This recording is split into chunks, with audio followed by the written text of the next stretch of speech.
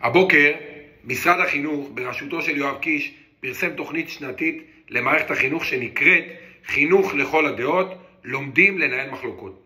המשרד לכאורה מציג את התוכנית הזו ככזו שנועדה ללמד את התלמידים מגילאי גן, דרך יסודי ועד על יסודי על ניהול מחלוקות, על שיח, על קבלת האחר וכן הלאה.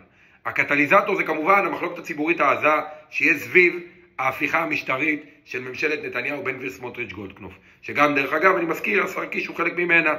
על פניו נשמע טיל, הכלה, ראיית האחר, ניהול מחלוקות, אבל מכיוון שאני יודע שקיש לא באמת מנהל את משרד החינוך, ומי ששולט שם היא המשנה למנכ"ל משרד החינוך שהיום הוא ממלא מקום כי המנכ"ל ברח, אביטל בן שלמה, שהייתה אחראית על החינוך בפורום קהלת, וכמובן השר הנוסף במשרד החינוך, כן, אם לא ידעתם שיש, קוקו, יש עוד שר, השר חיים ביטון מש"ס, שהיה בין השאר אחראי על רשת החינוך התורני של ש"ס, מעיין החינוך התורני. ומכיוון שאני יודע שקיש משתמש במשרד החינוך כזרוע לסגור פינות למקורבים בליכוד ולשותפים הקואליציוניים בממשלה, חשדתי באיזה קטע השר השתקן והלא מעורב שהצליח להרוס כל כך הרבה בפחות מ8 חודשים, מעודד תוכנית שנשמעת פלורליסטית. אז הלכתי לראות את חומר הלימוד ספציפית, הלכתי לראות איך משרד החינוך מתכנן לספר לתלמידים בעל יסודי על מה שהממשלה הזו קוראת לו רפורמה משפטית. אבל בתכל'ס זו הפיכה לכל דבר ועניין. והפלא ופלא, הכל חד צדדי, שקרים, חצאי אמיתות. לא מאמינים? קחו כמה דוגמאות.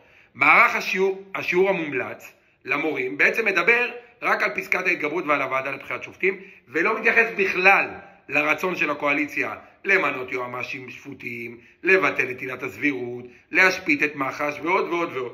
הדבר השני, מערך השיעור קורא למהלכים האלו רפורמה, והוא מתחיל בלהסביר שרפורמה היא הכנסת תיקונים או שיפורים בתחום או מבנה מסוים. הדבר השלישי, כשהם מסבירים על תפקידיה של מערכת המשפט, הם מדברים על זה שהיא אמונה על פרשנות החוק ועל הגנה על זכויות וכן הלאה. אבל הם לא מזכירים, אפילו במילה, וזה כמובן בכוונת מכוון, את העובדה שבישראל הרשות השופטת היא גם כלי מרסן חשוב והכרחי לממשלה, דרך אגב לכל ממשלה. גם בגלל זה הדבר הנכון בדמוקרטיה, ריסונים ובלמים ואיזונים, וגם בגלל שבישראל ספציפית המבנה הפרלמנטרי קואליציוני שלנו גורם לכנסת להיות רשות כמעט ולא אפקטיבית, ובפועל להישלט באופן מלא על ידי הממשלה. ולכן מערכת המשפט מרסנת את השליטה הזאת של הממשלה.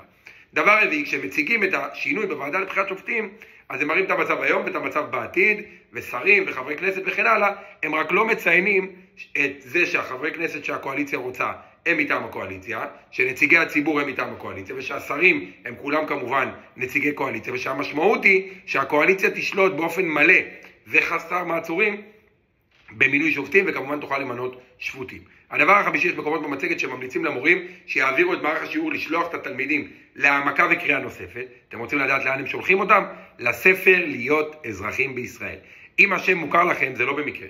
זה הספר שתלמידת התיכון האלופה יולי יבין התחילה נגדו מאבק, כי הוא נכתב בין היתר על ידי אנשי פורום קהלת. יש יותר להשתין מהמקפצה מזה. הדבר השישי, בחלק שמדבר על פסקת ההתגברות, הם מציגים את הנושא בצורה כל כך פשטנית שבא למות.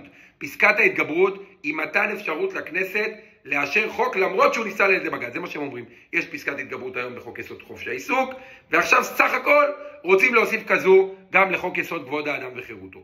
זה אומנם נכון שיש פסקת התגברות בחוק יסוד חופש העיסוק, אבל על ההבדל העצום בין חוק יסוד חופש העיסוק שמתעסק בזכות מאוד מאוד ספציפית אחת, לבין חוק יסוד כבוד האדם וחירותו שממנו נגזרות רוב הזכויות אדם שיש לנו בישראל, חופש הביטוי, חופש התנועה, חופש הדת, חופש המחאה. על כל ההבדל הזה הם בכלל לא מדברים, וגם על מה המוטיבציות, למה עושים את זה. והכי מטורף, בכל מערך השיעור הזה מילה אחת, לא על החשש מדיקטטורה, לא על המשמעות של דיקטטורה, או איך נראות דיקטטורות בשנות ה-2000, כדוגמת רוסיה וטורקיה והונגריה ופולין ואחרות, ושום מילה על תנועת המחאה המטורפת שלנו. יותר מ-2.2 מיליון אזרחים יצאו לפחות להפגנה אחת ב7 חודשים האחרונים. למעלה מ-22% מהאוכלוסייה בישראל יצא להפגין, ועוד מיליונים לא מפגינים אבל תומכים מהבית לפי כל הסקרים, ואת קשקשת והחברים שלו במשרד החינוך זה לא מעניין.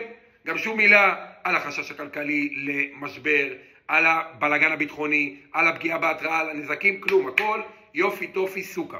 לסיכום, לא עברתי על שאר מערכי השיעור שמדברים על ההכלה ושיח וכן הלאה, ויכול להיות שיש שם גם דברים טובים, אבל את מערך השיעור הזה שמדבר על ההפיכה של הממשלה הזו ומנסה לנרמל אותה, אסור לתת לילדים ולילדות שלנו ללמוד. זה עלינו לוודא שהמערך הזה לא מועבר בצורה כזאתי בכיתות הלימוד של הילדים. אסור לתת להם לנרמל את ההפיכה דרך הדור הצעיר, אסור לתת להם לגמד את גודל ההרס והנזק שהם עושים. פשוט אסור.